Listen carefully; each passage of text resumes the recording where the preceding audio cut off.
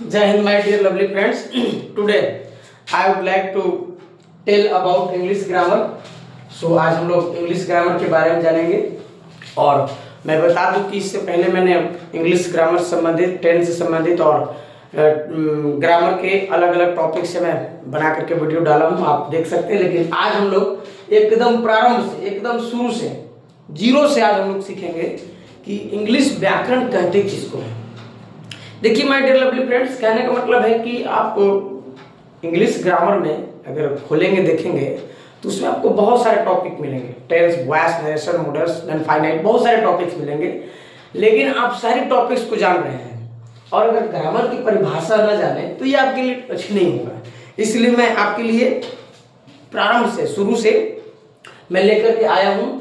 तो चलिए, मैं उम्मीद करता हूँ कि आप सभी पूरी तरह से स्वस्थ होंगे, फिट होंगे और बहुत बहुत सेहतमंद होंगे, क्योंकि मैं दूसरों की ख्याल करता हूँ। जैसे मैं अपना ख्याल करता हूँ वैसे मैं दूसरों का भी ख्याल करता हूँ। तो उम्मीद करते हैं कि आप सभी स्वस्थ होंगे। चलिए आज हम लोग स्टार्ट शुरू करते हैं। देखिए, ग्रामर की परिभाषा में सबसे पहले हम लोग ग्रामर की परिभाषा ही देखेंगे, ग्रामर बोलते किसको है।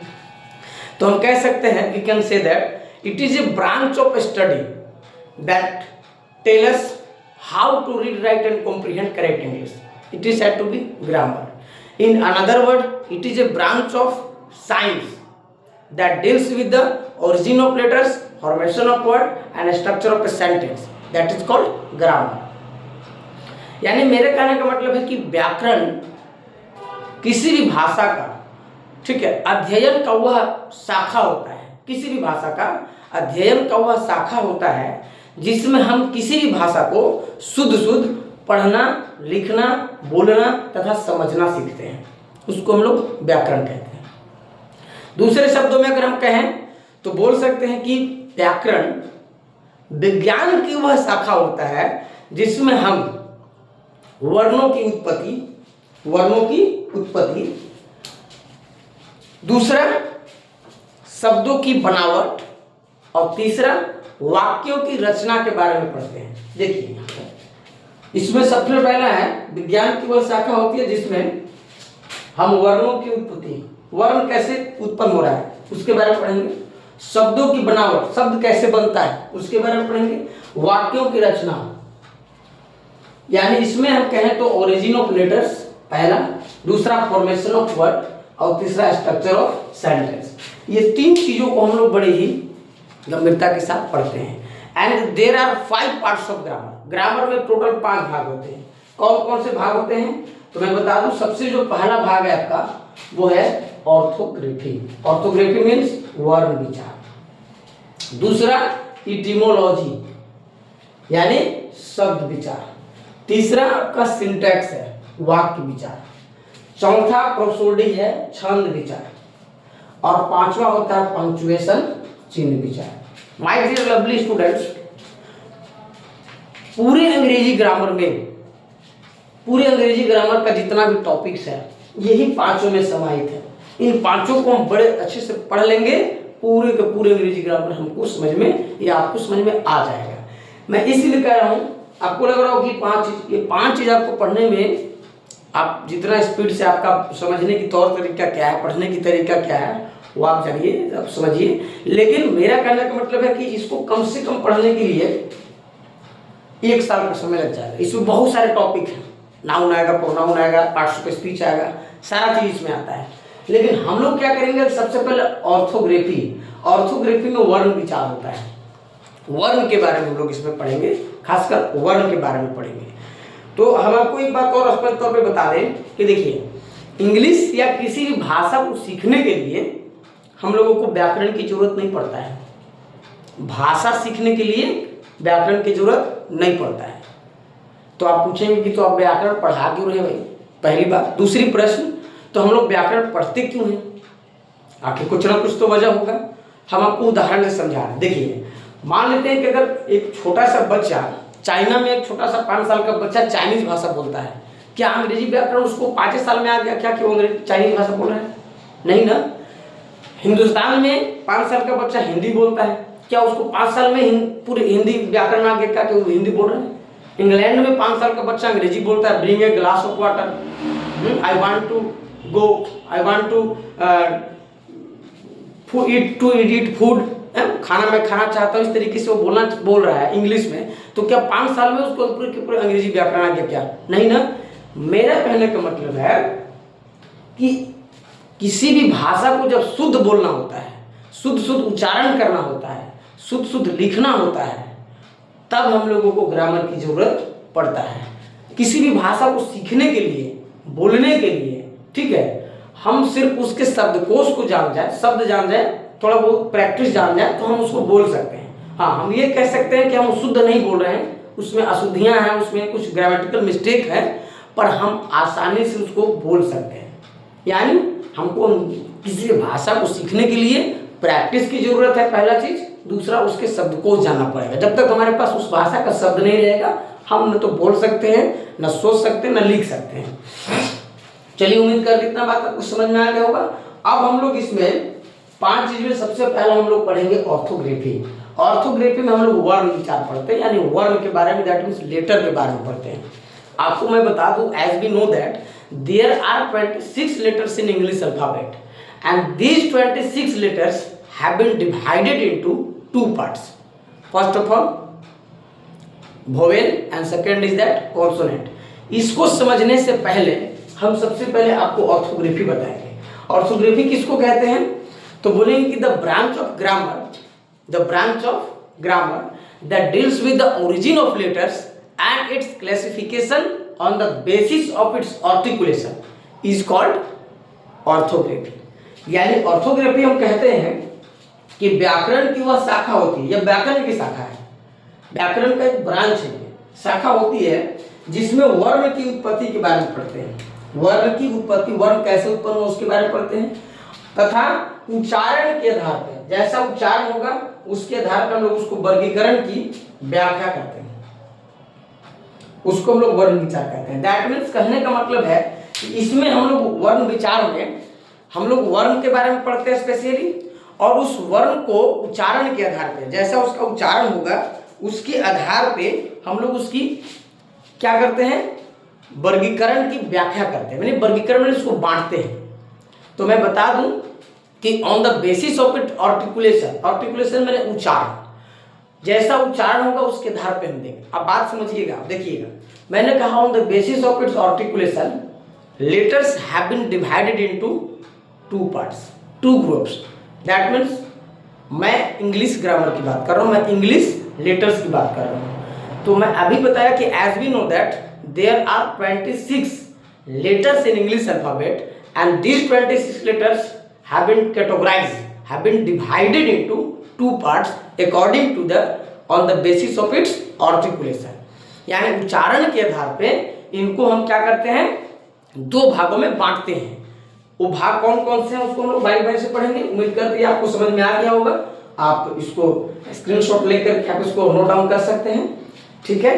अब हम आपको बताते हैं, देखिए उसको कैसे हम लोग डिवाइड करते हैं।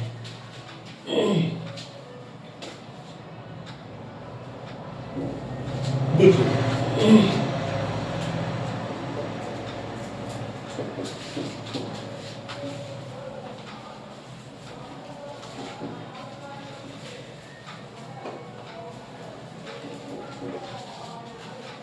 और आपको एकदम पूरे प्रारंभ से मैं सिखा रहा हूँ व्याकरण की परिभाषा से, इसलिए उम्मीद करते हैं कि आप सभी को ये बात समझ में आ रहा हो।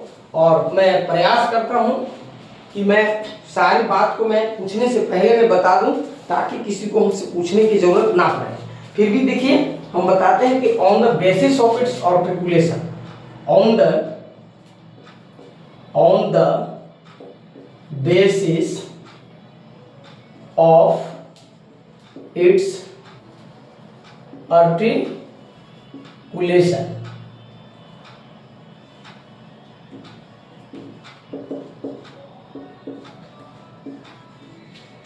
the letters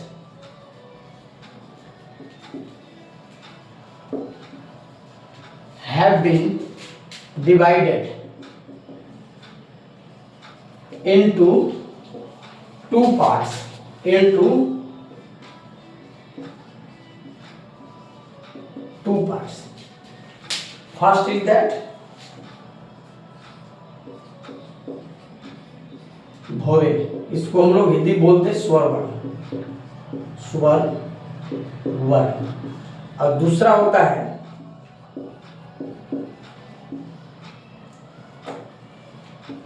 कॉन्सोनेंट, यानी व्यंजन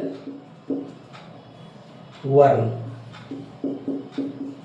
अब चलिए इन दोनों टॉपिक हम लोग समझते हैं। देखिए मैंने कहा कि as we know that there are 26 letters in English alphabet and these 26 letters have been divided into two groups, two parts according to the articulation. अब हम लोग इसको समझेंगे। देखिए वोवेल किसको कहते हैं। मैंने ये परिभाषा बहुत बड़े बड़े क्लास के, मैं 8, 9, 10 के बच्चों से मैंने पूछा, यहाँ तक कि मैंने 11, 12 के बच्चों से भी पूछा, लेकिन इसकी परिभाषा हमको लोग नहीं बताए। संख्या हमको मालूम है, ए आई ओ यू को वोवेल और बाकी rest consonant, but this is not the definition at all. How can be define this term, how can be define this term, हम लोग इसको परिभाषित कैसे करेंगे। देखिए मैं बताता हूँ इसकी परिभाषा हम लोग कैसे लिखेंगे। तो सबसे पहले मैं बता दूं, इसको हम हेडिंग कर देते हैं, इसके बाद समझ लेते हैं, इसके बाद लिखेंगे। देखिए हम इसको कह सकते हैं कि a letter which can be sounded without the help of other letter. फिर से सुनिए, a letter which can be sounded, which can be articulated, articulated और साउंडेड बोथ आर करेक्ट, दोनों एक ही बात है, दोनों सही है। साउंडेड कहिए तो भी उच्चारण, और आर्टिकुलेशन कहिए तो भी उच्चारण ही होता है। तो बोल सकते हैं कि a letter which can be sounded without the help of other letter is called vowel. The number of vowel in English alphabet is 5 as A E I O U. मैंने क्या कहा, मैंने कहा कि जिन वर्णों का उच्चारण बिना किसी दूसरे वर्ण की सहायता से, दैट मीन्स इसको बोलने के लिए किसी दूसरे वर्ण की जरूरत नहीं पड़ता, मुंह फाड़े बोलना शुरू, ए ई आई ओ यू, तो इनको, इन 5 को बोलने के लिए किसी भी दूसरे वर्ण की जरूरत नहीं पड़ती है, ये स्वयं बोली जाती है। इसको हम दूसरे शब्दों में परिभाषित कर सकते हैं कि a letter which can be articulated by itself, articulated by itself, जिन वर्णों का उच्चारण स्वयं बोली जाती है, या जो वर्ण बिना किसी दूसरे वर्ण की सहायता से बोली जाती है उसको हम लोग स्वर वर्ण कहते हैं। जैसे A E I O U, the number of vowels in English alphabet is 5। अंग्रेजी वर्णमाला में इनकी संख्या 5 होती है। चलिए पहले इसको हम लोग लिख लेते हैं, इसके बाद हम आपको समझाते हैं आगे।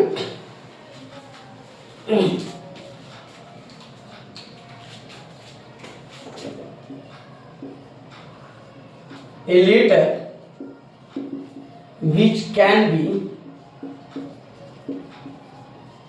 sounded without the help of other letter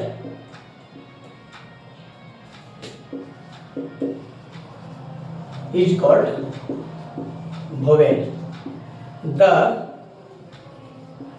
number of vowel in English alphabet is 5 as A, E, I, O and U। ये होता है। इसको हम हिंदी भी परिभाषित कर दे रहे हैं, आपको समझने में सहूलियत होगा।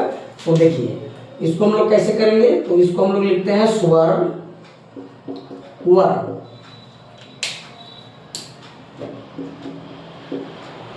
जिन वर्णों का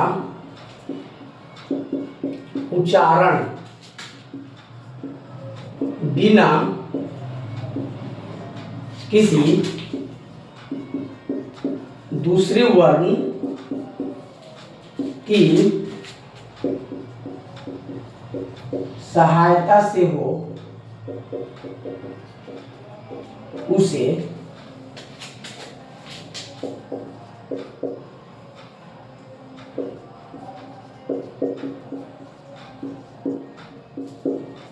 स्वर वर्ण कहा जाता है।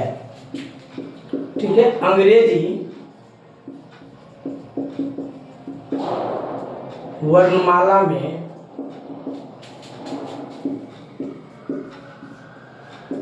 इनकी संख्या 5 होती है।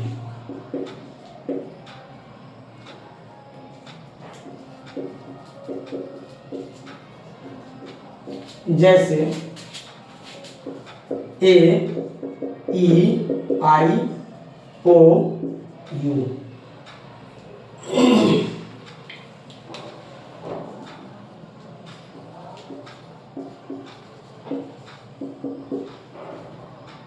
कॉन्सोनेंट देखिए, अब इसको समझिए। देखिए कॉन्सोनेंट किसको कहेंगे? तो बोलेंगे कि a letter which can be sounded with the help of vowel, with the help of vowel is called consonant. The number of consonant in English alphabet is 21. मतलब हम ये कह रहे हैं कि जिन वर्णों का उच्चारण स्वर वर्ण की सहायता से, जिन वर्णों का उच्चारण स्वर वर्ण की सहायता से हो उसको हम लोग व्यंजन वर्ण कहते हैं। अंग्रेजी वर्णमाला में इसकी जो संख्या है दोस्तों, माय डियर लवली स्टूडेंट्स, वो 21 यानी 21 होता है। अभी मैंने बताया, आई told you earlier that there are 26 letters in English alphabet। तो 26 में से 5 को आप निकाल दीजिएगा तो आपका रेस्ट 21 बचा। जो आपका 21 बचा वो कॉन्सोनेंट है। अब आपको समझाते हैं इसको बोलेंगे कैसे। तो मैंने कहा I told you earlier that a letter which can be sounded with the help of vowel is called consonant. The number of consonant in English alphabet is 21. S, B, C, D, F। आप देखिए, अब मैंने क्या कहा कि जिन वर्णों का उच्चारण स्वर वर्ण की सहायता से हो उसको हम लोग व्यंजन वर्ण कहते हैं। अंग्रेजी वर्णमाला में इसकी संख्या 21 होती है, यानी इनको बोलने के लिए इसकी जरूरत पड़ता है। आप बी बोल के देखिए, ई आ रहा है कि नहीं आ रहा है? लेटर ई आ रहा है ना, बी बोल के देखिए ई आ रहा है।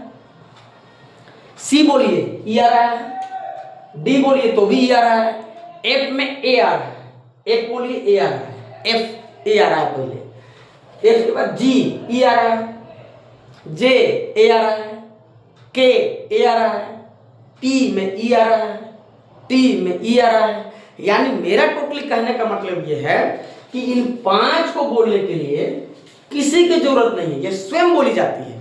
लेकिन इन 21 को बोलने के लिए अभी जो हम लिख रहे हैं उनको बोलने के लिए इन 5 की जरूरत है। इन 5 के बिना आप इसको नहीं बोल सकते हैं। ठीक है, इसलिए मैंने कहा था कि on the basis of its articulation, उच्चारण जैसे कर रहे हैं उसके आधार पर हम उसको बांटे हैं। ठीक है, ये स्वयं बोली जाती है इसलिए इसको वोवेल कह दिए, और ये इसकी सहायता के बिना कॉन्सोनेंट बोला जा रहा है इसलिए कॉन्सोनेंट इसको यानी व्यंजन वर्ण कहते हैं। चलिए इसको हम लोग लिखते हैं। देखिए लिखेंगे कि a letter which can be sounded या आर्टिकुलेटेड एक ही बात है। ठीक है, sounded with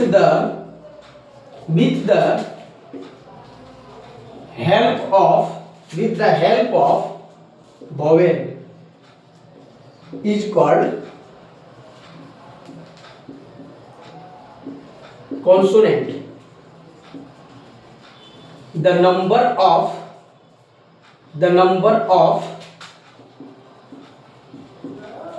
consonant in English alphabet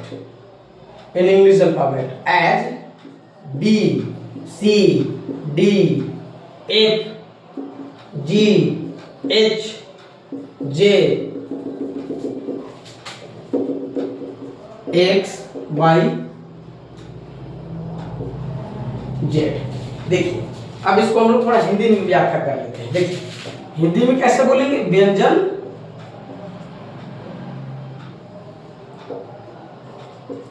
वर्ण, यानी हम इसको कहेंगे, क्या कहेंगे बच्चों? देखिए जिन वर्णों का उच्चारण स्वर वर्ण की सहायता से, स्वर वर्ण की सहायता से बोली जाती है उसे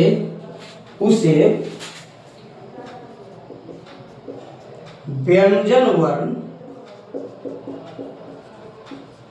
कहा जाता है।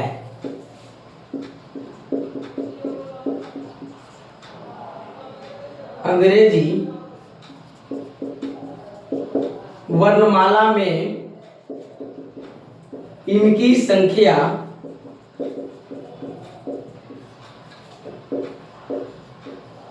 21 होती है।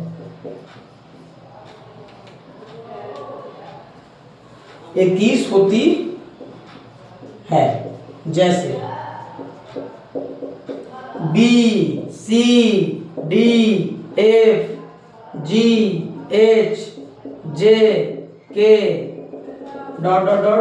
X, Y, Z ये होती है।